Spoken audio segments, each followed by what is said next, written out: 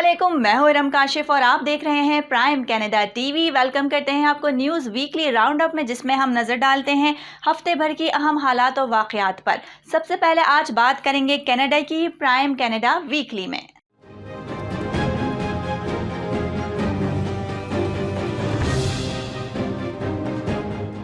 اندرونی مقامات اور اسٹیڈیمز میں اب 7,500 افراد بیٹھ سکتے ہیں، زیادہ سے زیادہ 500 فی سیکشن، اور بیرونی تہواروں میں پہلے سے مقرر کردہ نشستوں کے ساتھ تعداد 15,000 تک ہو سکتی ہے۔ اندرونی اور بیرونی عوامی اجتماعات بشمول عبادت گاہیں، شوقیہ کھیلوں کے ایونٹس اور تقریبات کے ہالوں میں 500 افراد شامل ہو سکتے ہیں۔ تاہم کیوبک بند عوامی جگہوں اور ٹرانزٹ میں لازمی ماسک اور سماجی دوری کو برقرار رکھے ہوئے ہیں۔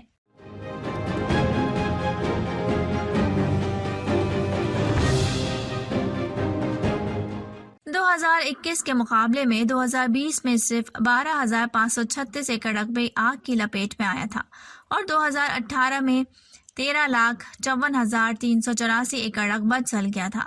سال 2021 جنگل میں لگنے والی آگ کے حوالے سے بدترین سال قرار دیا جا رہا ہے۔ گزشتہ روز تک جنگل میں 241 مقامات پر آگ جل رہی تھی، جس پر قابو پانے کے لیے آگ بجھانے والا عملہ سر توڑ کوشش کر رہا تھا۔ British Columbia wildfire service کے حکام کا کہنا تھا کہ گزشتہ 24 گھنٹوں میں اس آگ میں مزید اضافہ ہوا ہے اور اس کا سائز بڑھ کر 8,175 ایکڑ ہو گیا ہے۔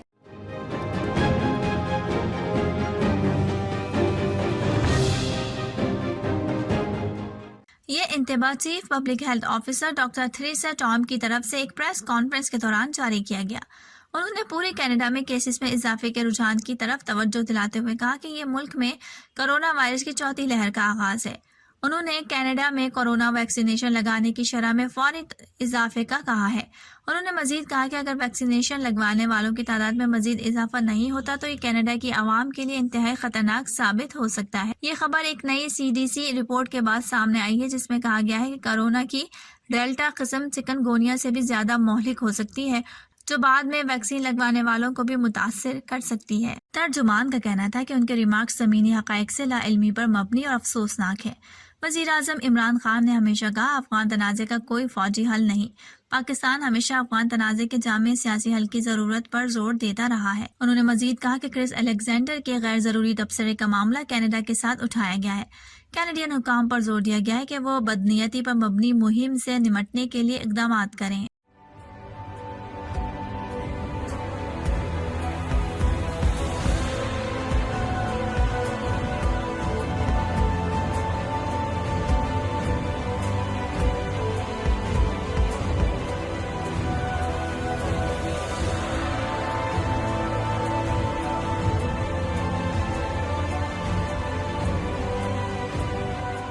The state of Jammu and Kashmir, once known as paradise on earth for its pristine natural beauty, snow-capped mountains, lush green meadows, world-famous lakes, and flowing rivers, has been turned into hell for the people of Kashmir for the past 7 decades. Denial of Kashmiri people for their right of self-determination is a bitter reality, as on August 5, 2019, followers of the Hindutva ideology occupying the seats of power in New Delhi inflicted the most devastating blow to the people of Indian illegally occupied Jammu and Kashmir.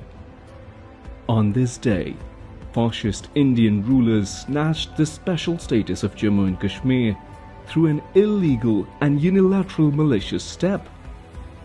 Indian Home Minister Amit Shah informed the Indian Parliament about the repealing of Article 370. The purpose of repealing Article 370 was to take full control of occupied Kashmir and to keep the world in the dark. The valley full of colors was cut off from the rest of the world through a lockdown and imposition of round-the-clock curfew. Thousands of additional Indian armed soldiers were deployed in Kashmir Valley, followed by the worst of lockdowns, illegal arrests, and brutal killings of innocent Kashmiris. The cries of the oppressed Kashmiris were buried somewhere under the boots of the Indian soldiers. After the unilateral decision of inflicting heavy blows on the special status of occupied Kashmir, the Indian efforts to impose this decision by force and to further divide the valley are still going on today. Now is the time for the world to know what is the reality of Indian barbarism on the oppressed Kashmiris. India's hardline Hindu nationalist Bharatiya Janata Party had been wanting for a long time to tear down all special protective measures regarding Kashmir in the Indian constitution. The agenda of the Indian government was to use full force to change the demographic structure of occupied Kashmir. Under this sinister plan, hardline Hindus were being shifted to occupied Kashmir on a permanent basis, so that when a referendum is held under the United Nations regulations, Kashmiri Muslims tend to be a minority, and the Valley of Kashmir is easily merged with India. 5 August 2019 aims at changing democratic Muslim character. To achieve that end, Hindutva ideologists have altogether changed laws of Jammu and Kashmir. Finally, its conclusion is to change the outlook of the international community for plebiscite of Jammu and Kashmir and to get the results, if ever, of the plebiscite in favor of India. In occupied Kashmir, people of all ages, young and old, women and children, refused to obey the Indian orders and took to the streets in protest against the India's abrogation of Article 370 and 35A, which granted the special status to Indian illegally occupied Jammu and Kashmir. Thousands of activists, including all parties' Hurriyat Conference leaders, were arrested. During the protest demonstrations, hundreds of innocent Kashmiris were martyred and thousands injured. Since August 5, 2019, till today, the fundamental human rights of the Kashmiris have been completely usurped, and repression is rampant in the region. Mobile phones, internet service, and landline service have also been suspended across the state since the day. Occupied Kashmir has been virtually turned into a prison. Media representatives are barred from working and the local newspapers have been forced to stop printing. As soon as the first patient inflicted the coronavirus infection and was identified in Kashmir on March 19, 2020, the lockdown has further tightened. During the 2 years, Kashmiris have been shocked by devastation caused by the pandemic in India, and they have been confined to their homes due to the double lockdown. There was already a military lockdown here in Kashmir since August 5th. And then when this corona came, it was like a lockdown within a lockdown. The communication blockade, first of all, it had completely silenced a majority of the population of Jammu and Kashmir. An entire population being pushed behind an iron wall. What the government is trying to do is to tell an entire population that we are in control of your lives. What changed after August 5 is the level of intimidation. It is for the first time that police has taken over the control of journalism and journalists in Kashmir, and they ensure that no journalist moves from the government narrative and no journalist tries to do inconvenient journalism. India has not been able to silence the voices of Kashmiris for the last 7 decades. And Pakistan has not taken a step back from its unflinching support for the Kashmiri cause. The blood of the oppressed Kashmiris will never go in vain. No matter what India does, the freedom movement of the occupied Kashmir will continue, and the dream of freedom of Kashmir from India. इस खातून पर बगलेक्स county के दूर दराज हिस्से में हमला किया गया। पुलिस ने बताया कि उन्हें तकरीबन 3 बजे से पहले वाक़ये के बारे में इत्तला दी गई। अल्बर्टा फिश और वाइल्ड लाइफ अफसरान को इस वाक़ये के बारे में पहले बताया गया कि वाक़या स्वान हिल्स के शिमाल मगरिब में 30 किलोमीटर के फासले पर क्राउन लैंड में पेश आया है। खातून को स्वान हिल्स के हवाई अड्डे पर दरख्त लगाने वाली तंजीम के हेलीकॉप्टर के जरिए मुंतकिल किया गया। हवाई अड्डे पर इमरजेंसी एहलकारों ने खातून को चेक किया और उन्हें جائے وقوع پر مردہ قرار دے دیا۔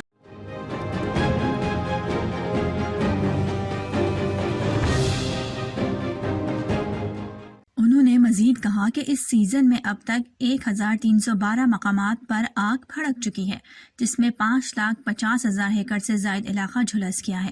ان میں سے 34 جنگل کی آگ انتہائی خطرناک تھی، جن سے انسانی جانوں اور املاک کے زیادہ بڑے نقصان کا خدشہ تھا۔ شوٹرز نے بتایا کہ عملے کے لیے فضائی آلودگی ایک مسئلہ بنی ہوئی ہے۔ بعض اوقات آگ پر بارش پڑنے کی وجہ سے آگ بجھتی ہے، لیکن ساتھ ہی دوبارہ گرم اور خشک موسم ہو جانے کی وجہ سے دھواں پیدا ہوتا ہے، جس سے علاقے میں کچھ نظر آنا مشکل ہو جاتا ہے۔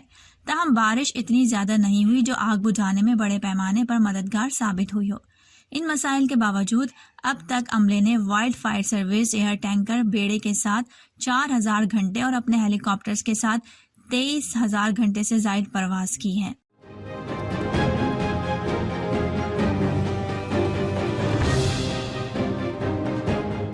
انسپکٹر ڈیوڈ شین نے مزید بتایا کہ چند درجن گولیوں نے 5 افراد کو نشانہ بنایا جو پولیس کو معلوم تھے، جن میں سے کچھ ایک اپارٹمنٹ کے اندر تھے اور کچھ عمارت کے باہر تھے۔ انہوں نے کہا کہ مقتولین میں سے 2 کی عمر 29 سال تھی اور تیسرے کی عمر 63 سال تھی۔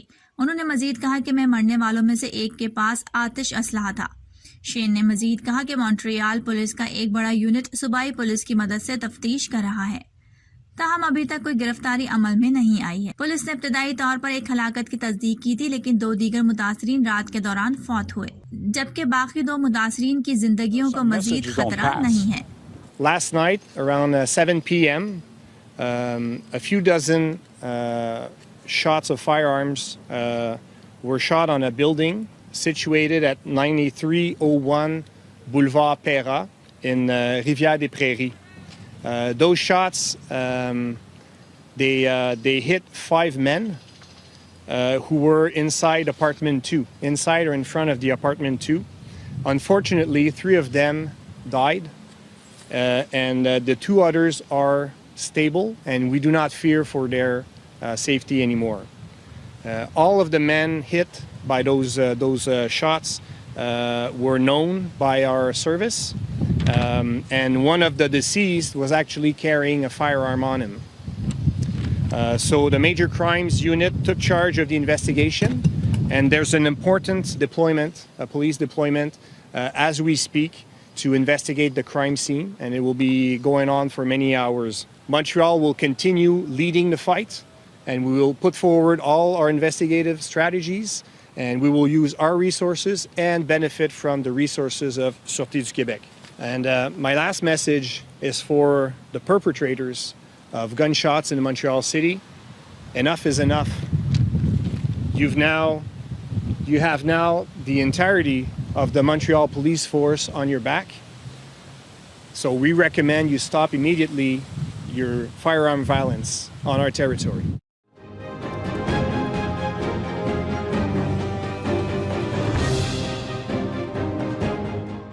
گزشتہ اتوار کے دن پولیس کو ایک خاندان کی طرف سے 911 پر مدد کے لیے کال کی گئی اور پولیس نے کارروائی کرتے ہوئے اسی خاندان کے ایک 37 سالہ سیاہ فام شخص کو گولی مار کر ہلاک کر دیا۔ مظاہرے میں موجود بہت لوگوں نے ٹی شرٹس پہنی ہوئی تھی جن جسٹس فار جونیئر تحریر تھا۔ جونیئر اولیور کو پیٹ میں 3 گولیاں ماری گئیں جب وہ اس کی ماں کے گھر سے چند میٹر دور مونٹریال کے شمال میں ایک رہائشی گلی میں تھا۔ اہل خانہ کا کہنا ہے کہ انہوں نے اتوار کی صبح 7:30 بجے کے بعد پولیس کو فون کیا اور حکام کو بتایا کہ اولیور الجھا ہوا ہے، وہ دماغی طور پر غیر مستحکم ہے اور چاقو سے لیس ہے۔ اس نے پولیس کی گولی مارنے سے پہلے ہی ہتھیار چھوڑ دیا تھا۔ مظاہرے میں موجود شرکاء کا کہنا تھا کہ یہ افسوسناک ہے کہ پولیس نے ایک ذہنی معذور شخص کو بہتر طور پر نہیں دیکھا اور سیاہ فام ہونے کی وجہ سے نسلی تعصب برتتے ہوئے اسے گولی مار دی۔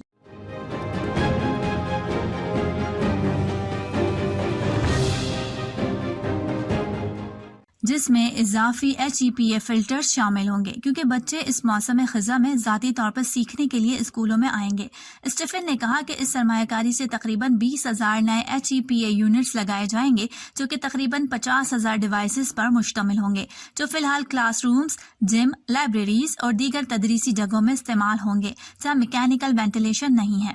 انہوں نے مزید کہا کہ حکومت نے انٹاریو کے اسکولوں میں وینٹیلیشن کی بہتری کے لیے آج تک $600 ملین سے زائد فنڈ دینے کا وعدہ کیا ہے. میکینیکل وینٹیلیشن سسٹم والے اسکولوں کے لیے جو انٹاریو کے تقریباً 70% اسکول ہیں، بورڈ باقاعدگی سے اعلیٰ ترین درجے کے فلٹرز کا استعمال کرتے ہوئے ان کی دیکھ بھال کریں.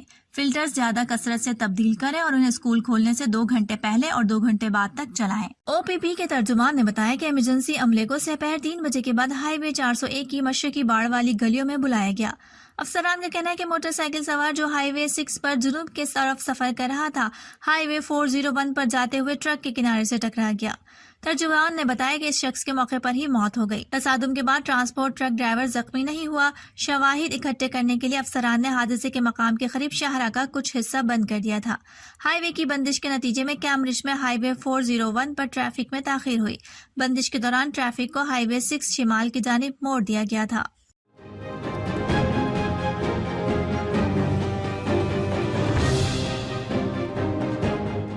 وفاقی حکومت اوٹوا کے قومی بچوں کی دیکھ بھال کے پروگرام کے سلسلے میں 5 سال کے دوران تقریباً $6 ارب کیوبیک کو منتقل کرے گی، لیکن یہ رقم بغیر کسی شرط کے آتی ہے اور کیوبیک کی حکومت اسے جس طرح چاہے خرچ کر سکتی ہے.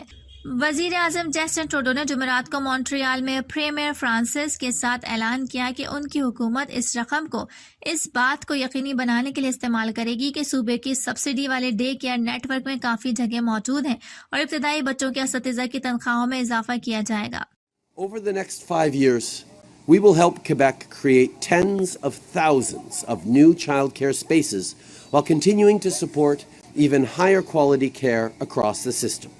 For families here in Quebec and across the country, we've got your back as we rebuild from this pandemic. Our plan for more affordable early learning and childcare across Canada will leave no family and no child behind. We've already signed agreements so that families living in British Columbia, Nova Scotia, Yukon, Prince Edward Island, Newfoundland and Labrador, and now Quebec will see quality childcare become affordable. And we'll continue to work with every other province and territory so that families right across the country have access to affordable, high-quality childcare. تاہم premiere Francis نے media کو بتایا کہ تمام رقم جو کہ شرائط کے بغیر آتی ہے صوبے کے ڈے کیئر سسٹم کے لیے فنڈنگ بڑھانے کے لیے استعمال نہیں کی جائے گی. انہوں نے کہا کہ کیوبیک پہلے ہی سالانہ $2.7 بلین کی سرمایہ کاری کر رہا ہے جبکہ دوسرے صوبوں میں ایسا نہیں ہے. ایک حصہ جو پہلے ہی خرچ ہونے والے اخراجات کی ادائیگی کے لیے استعمال کیا جائے گا، ایک حصہ جو کہ وعدے کے مطابق نیٹ ورک کو مکمل کرنے اور اساتذہ کی تنخواہوں میں اضافے کے لیے استعمال کیا جائے گا. Regarding the announcement of today, I'm very happy of this agreement with the federal government. Will receive $6 billion over 5 years. I have to remember that Quebec already has a network. We already spent $2.7 billion a year, but we'll have this money to complete our network, make sure that all parents have access to a place, and we're also in negotiation with unions, with the people working in those services to make sure that we increase their salary more than what we gave to the average of the Quebec employees. اور اب پاکستان سے کچھ خبریں شامل کر لیتے ہیں prime Pakistan weekly میں.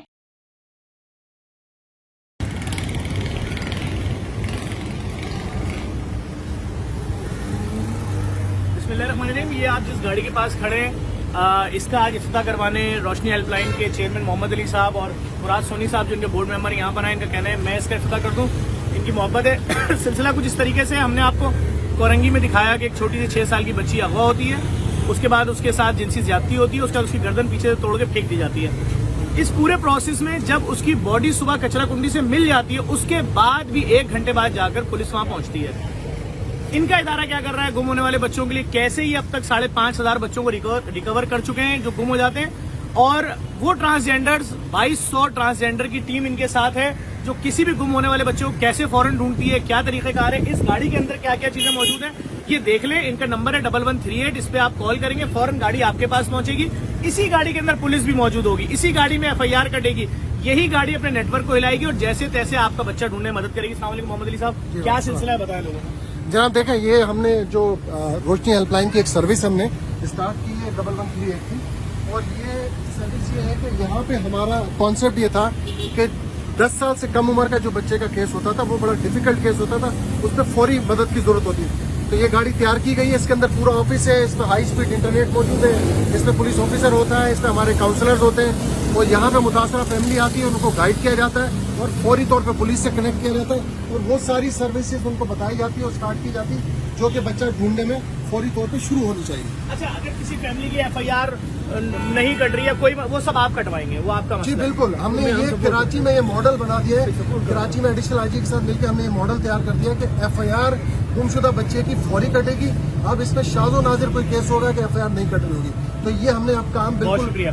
बहुत शुक्रिया। मुराद सोनी साहब, कोई मैसेज देना चाहे देखने वालों को? सर भाई देखिए, ये 1138 जिस तरह ये इन्होंने बताया एक अच्छा कॉज है और हमने ये कहा कि ये कराची का जो हमारे जो जफर भाई हैं जो बहुत ज़्यादा काम करते हैं, तो मेरी एक दिली ख्वाहिश थी कि मैं एज एडवाइजर इनके साथ रहता हूँ, रोशनी के साथ मेरी एक ख्वाहिश थी कि जफर भाई जो इतना बड़ा काम कर रहे हैं तो ये हमारी जो है इसका ओपनिंग जो है वो अपने हाथ से करें और इनकी दुआओं के साथ इंशाल्लाह हम और इसी शहर के लिए और मजीद जो काम करना चाहेंगे। बहुत शुक्रिया सर, आप लोगों का बहुत शुक्रिया, आपने हमें इस काबिल समझा। देखने वालों को बता दूं, वो बच्ची माहम जो 6 साल की थी जिसमें कोरंगी में जिसके साथ परसों वाकया हुआ, हमने उसकी वीडियो बनाई थी, उसके बाद वहाँ मीडिया भी गया।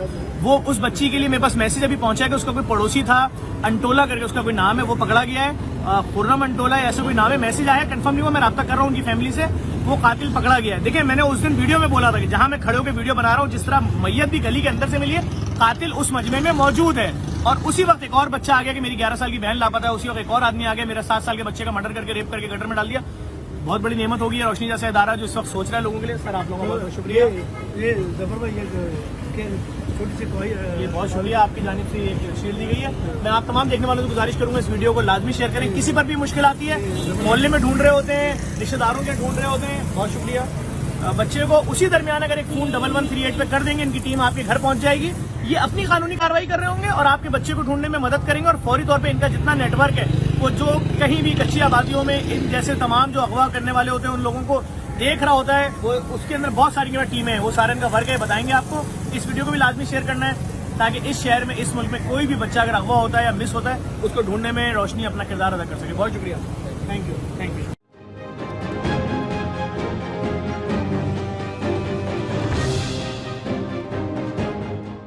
वाशिंगटन में प्रेस कॉन्फ्रेंस के दौरान डॉक्टर मुईद यूसुफ ने कहा कि अफगानिस्तान की सरजमीन पाकिस्तान के खिलाफ इस्तेमाल होती रही और अब भी हो रही है, हमें उसे रोकना होगा। उन्होंने कहा कि पाकिस्तान मजीद अफगान मुहाजिरीन की आमद बर्दाश्त नहीं कर सकता। पाकिस्तान मुशीर बराए कौमी सलामती ने यह भी कहा कि आलमी बरादरी को चाहिए कि वो मुतासरीन के लिए अफगानिस्तान में ही बंदोबस्त करे। उनका कहना था कि अफगानिस्तान में फिर ऐसे गिरोह जन्म ले सकते हैं जो दुनिया के लिए खतरा हों। डॉक्टर मुईद यूसुफ ने मजीद कहा कि पाकिस्तान और अमेरिका को पहले से ज्यादा साथ मिलकर काम करने की जरूरत है।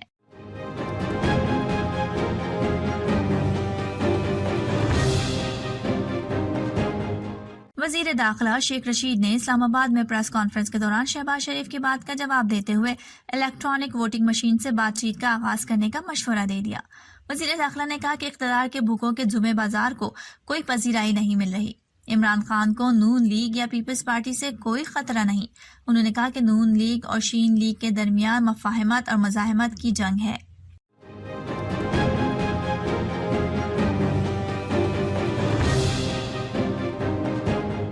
पुलिस के मुताबिक मुल्जिम अब्दुल आहद को मरकजी मुल्जिम की 15वीं बीवी की शिकायत पर गिरफ्तार किया गया। पुलिस के मुताबिक मरकजी मुल्जिम फैसल एहसन की गिरफ्तारी के लिए छापे मारे जा रहे हैं, जबकि गिरोह में उसकी पहली बीवी और बेटा भी शामिल है। मुल्जिम ने 15 से जायद खवातीन से शादी करके उनसे रकम और जेवरात हत्या कर तलाक दी है। पुलिस के मुताबिक मुल्जिम फैसल एहसन खुद को कुंवारा या तलाक याफ्ता जाहिर करके लड़कियों से शादी करता। पुलिस के मुताबिक मुल्जिम के खिलाफ लाहौर, शेखुपुरा, मुरीद के, रावलपिंडी और साहिवाल में मुकदमात दर्ज हैं।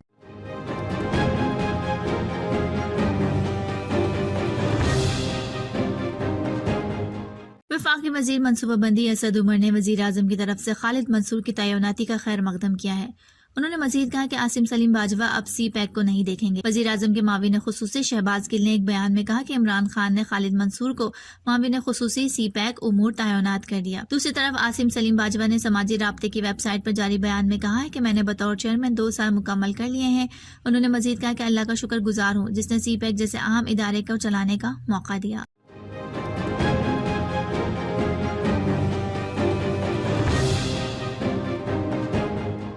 اس سے قبل تحریک انصاف کے امیدوار سردار عبدالقیوم نیازی آزاد کشمیر کے 13ویں وزیر اعظم منتخب ہوئے. سردار عبدالقیوم نیازی کو 33 ووٹ ملے. ان کے مقابل متحدہ اپوزیشن کے نامزد امیدوار چودھری لطیف اکبر نے 15 ووٹ لیے. نو منتخب اسپیکر چودھری انوار الحق کی صدارت میں آزاد کشمیر قانون ساز اسمبلی کا اجلاس ہوا، جس میں وزیر اعظم آزاد کشمیر کے انتخاب کا مرحلہ مکمل ہوا اور ان کے نام کا اعلان کیا گیا. طے کیے گئے طریقہ کار کے مطابق آزاد کشمیر قانون ساز اسمبلی میں ووٹنگ ہوئی. ووٹنگ مکمل ہونے کے بعد تمام اراکین ایوان میں باہر چلے گئے. پھر ووٹوں کی گنتی شروع ہوئی.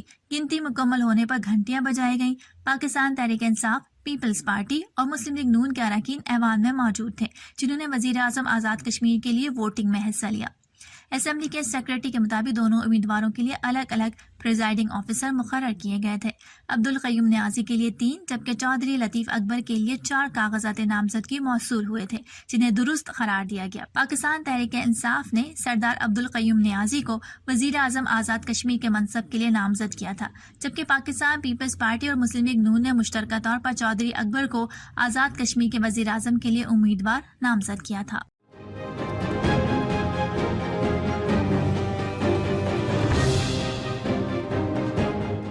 کشمیری عوام کے حق خود ارادیت کے حصول کی ہر ممکنہ معاونت جاری رکھیں گے. یوم استحصال پر پیغام میں عارف الوی نے کہا کہ جموں کشمیر کا منصفانہ حل جنوبی ایشیا میں پائیدار امن کے لیے ناگزیر ہے. کشمیریوں کی جدوجہد میں ان کے ساتھ ہیں. ادھر وزیر اعظم عمران خان نے ایک پیغام میں کہا ہے کہ کشمیری عوام کے حق خود ارادیت کے حصول کی ہر ممکنہ معاونت جاری رکھیں گے. مقبوضہ کشمیر میں شہریوں کو جبری حراست اور انسانی حقوق کی دیگر بدترین پامالیوں کا سامنا ہے. عمران خان نے کہا کہ بھارتی اقدامات اقوام متحدہ، منشور اور سلامتی کونسل کی قراردادوں کی خلاف ورزی ہیں. اقوام متحدہ اور انسانی حقوق کی عالمی تنظیمیں بھارت کا محاسبہ کریں.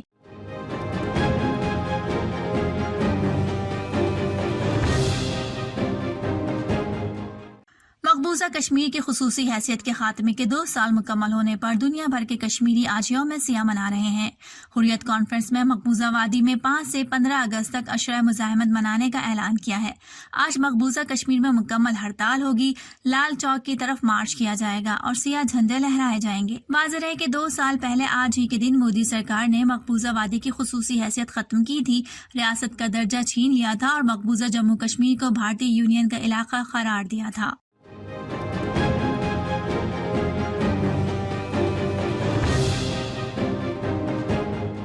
ملک میں 24 گھنٹے میں کورونا سے 67 افراد انتقال کر گئے. اس موذی مرض سے اموات کی کل تعداد 23,702 ہو گئی ہے. NCOC کے مطابق ملک میں 24 گھنٹے میں کورونا کے 57,981 ٹیسٹ کیے گئے. کورونا کے 4,745 کیسز رپورٹ ہوئے. ملک میں کورونا کیسز کی شرح 8.18% رہی. سندھ میں کورونا کے کیسز کی تعداد 3,94,748. خیبر پختونخوا میں 1,47,026.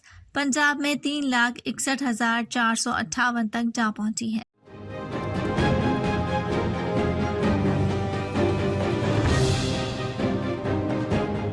پنجاب کے مختلف شہروں میں آندھی اور بارش کے بعد موسم خوشگوار ہو گیا. بارش کے باعث بعض علاقوں میں بجلی کی فراہمی معطل ہو گئی، جس سے لوگوں کو مشکلات کا سامنا کرنا پڑا.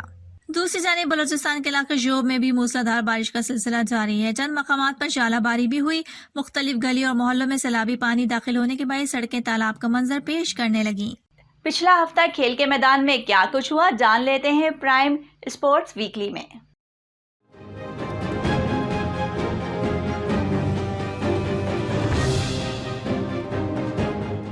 امریکہ کی نیوین ہیریسن نے سونے کا تمغہ جیتا، جبکہ یوکرین کی لیوی ڈیمیلا لوازان نے تاریخی فائنل میں کانسی کا تمغہ جیتا. جبکہ دوسری کینیڈا کی کھلاڑی کیٹی وینسیٹ دوڑ میں آخری نمبر پر رہیں. وینسیٹ لاپوائنٹ نے جمعرات کے شروع میں اپنے سیمی فائنل راؤنڈ میں تیسری پوزیشن حاصل کی اور بدھ کو اپنی کوالیفائنگ ہٹ جیت لی، جس سے وہ میڈل پوڈیم پر جگہ بنانے میں کامیاب رہیں. وینسیٹ ان اولمپکس میں کینیو اسپرنٹ میں دنیا کی ٹاپ خواتین کھلاڑیوں میں سے ایک کے طور پر سامنے آئی تھیں.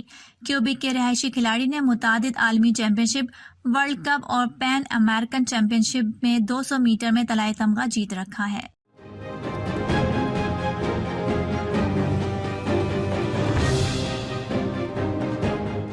امریکہ سونے کے 25 تمغوں کے ساتھ دوسری پوزیشن پر موجود ہے. جاپانی ایتھلیٹس نے مزید 2 طلائی تمغے جیت لی. ٹیبل پر 21 گولڈ کے ساتھ اس کی تیسری پوزیشن ہے. ایونٹ کا 12واں روز چینی ایتھلیٹس کے لیے مایوس کن رہا. وہ ایک بھی گولڈ میڈل جیتنے میں کامیاب نہ ہو سکے، لیکن اس کے باوجود ٹیبل پر 32 گولڈ کے ساتھ ان کی پہلی پوزیشن برقرار ہے. 25 گولڈ میڈل کے ساتھ دوسرے نمبر پر موجود امریکہ بھی آج صرف ایک سونے کا تمغہ جیت سکا. یہ میڈل اس نے ویمن 400 میٹر ہرڈلز میں حاصل کیا. میزبان جاپان نے 2 مزید گولڈ میڈلز جیتے. انہوں نے اسکیٹ بورڈنگ، ویمن پارک اور ویمن فری اسٹائل ریسلنگ میں یہ میڈلز حاصل کیے. برطانیہ کے ایتھلیٹس نے ویمن سیلنگ اور ایکوسٹرین میں طلائی تمغہ اپنے سینے پر سجائے. ٹوکیو اولمپکس میں بدھ کو مجموعی طور پر 17 گولڈ میڈلز کے فیصلے ہوئے.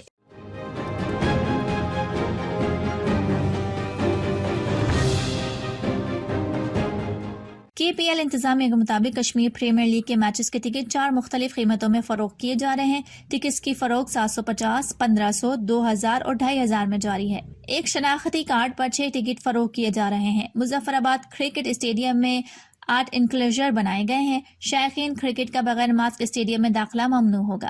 شائقین سماجی فاصلے سے گراؤنڈ میں بیٹھیں گے. مظفر آباد کرکٹ اسٹیڈیم میں 25% شائقین کے داخلے کی اجازت ہے. واضح ہے کہ مظفر آباد میں ایونٹ کا آغاز 6 اگست سے ہوگا، جبکہ فائنل 17 اگست کو کھیلا جائے گا. تمام میچز مظفر آباد کرکٹ اسٹیڈیم میں کھیلے جائیں گے. کشمیر پریمیئر لیگ کے اولین ایڈیشن کے 19 میں سے 12 میچز ڈے اینڈ نائٹ ہوں گے.